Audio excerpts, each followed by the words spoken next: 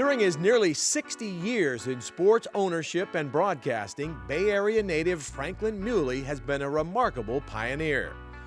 The son of Italian immigrants who survived San Francisco's 1906 earthquake, Mieuli returned to the Bay Area after serving in the Navy during World War II.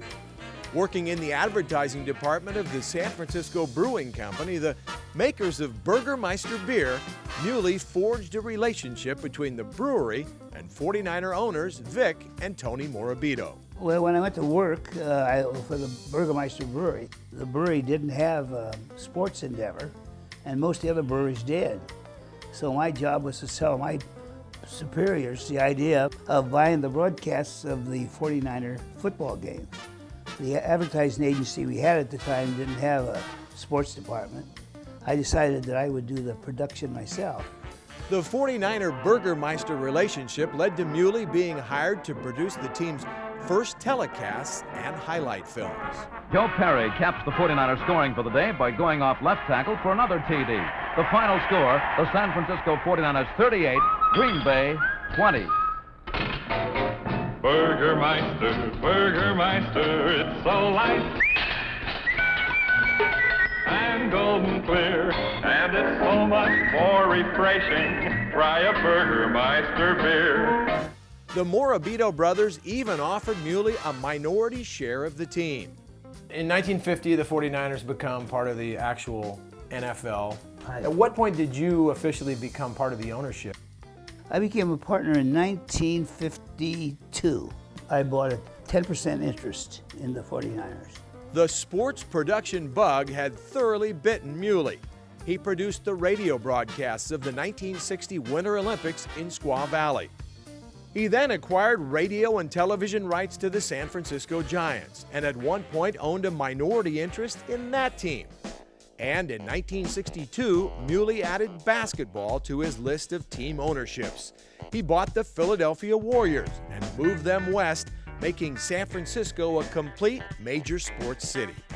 You have the distinction of being probably the only person in America who at one time had an interest in all three major pro sports in a market. True. You probably have to be the only guy who ever had I it. have to think so. In one area, particularly, in one area. It was with the Warriors that Mieuli was most strongly identified. In their distinct uniforms, San Francisco made it to the NBA Finals in 1967. 9 years later, then known as Golden State and led by Rick Barry, the Warriors won it all. The Golden State Warriors, champions of the National Basketball Association. What was that like? Oh, a hayride to heaven is back, yeah.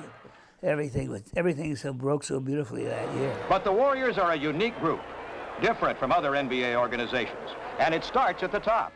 The trademark hat worn by Mieuli is as colorful as the uniforms worn by the Warriors in the 60s. How did the Deerstalker come about?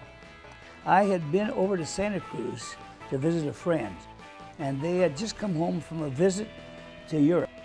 Came home with a Deerstalker cap. And he says, I can't wear this to school. I look ridiculous. And his wife said, give it to Franklin. He'll wear anything. How big of a mistake would it be for people to think that Franklin Mieuli, he's just a kind of quirky, eccentric kind of guy, because you made a lot of really good business decisions in your life. I had an aim all the time. I knew where I was going. I knew what I was trying to do. Didn't always do it. Well, I knew what I wanted to do. When you reflect back, the fact that you're the only person we know of to own a share in all three teams in one market. You've been with the 49ers when they've won 5 Super Bowls. You were with the Warriors when they won their only world championship. It's got to be a pretty good life when you think back to all the things that you've experienced at this point. I wouldn't trade it. It was a great life.